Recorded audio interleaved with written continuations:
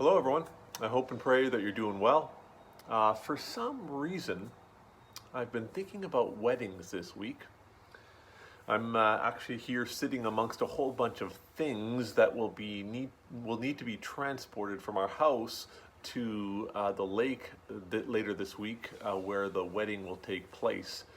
And so there's some, decor items like this barrel, and there's some tarps behind me just in case, some other kind of birch logs for for ambiance and decor. I've got some games here. There's a wedding arch in the background. There's some flowers, etc. behind me to the right.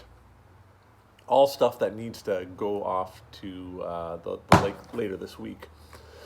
And I proudly pointed out to my family that I still own these black leather dress shoes that I wore to our wedding some 27 years ago.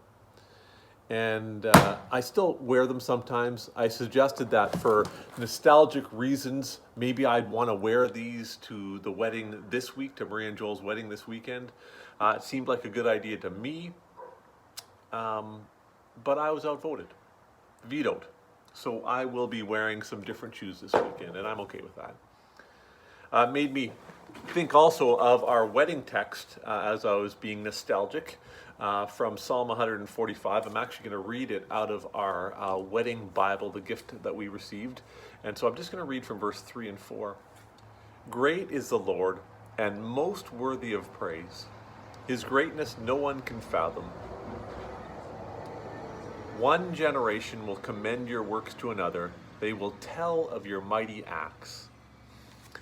And I also, maybe out of a spirit of nostalgia, dug out our wedding album. Like, remember the days where you actually had physical wedding or photo albums? So this is our photo album from our wedding. And it was certainly a trip down memory lane. And it was a way even to reflect on God's mighty acts in our own marriage. I'll just show you a little bit, of some pictures there. I don't know if you can pay attention too much there, but, indicating that I used to actually have quite a bit of hair even. And many of you know that I'm not officiating at Maria and Joel's wedding this weekend, and I'm happy with that role. I'm playing the role of parent.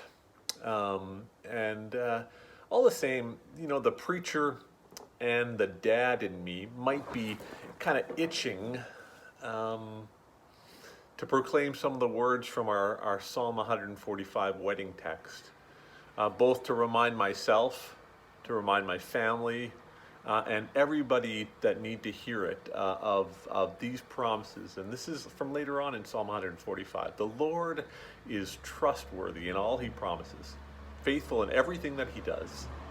The Lord upholds all who fall and lifts up those who are bowed down. The eyes of all look to you, and you give them their food at the proper time. You open your hand and satisfy the desires of every living thing. May the peace of Christ be with you all.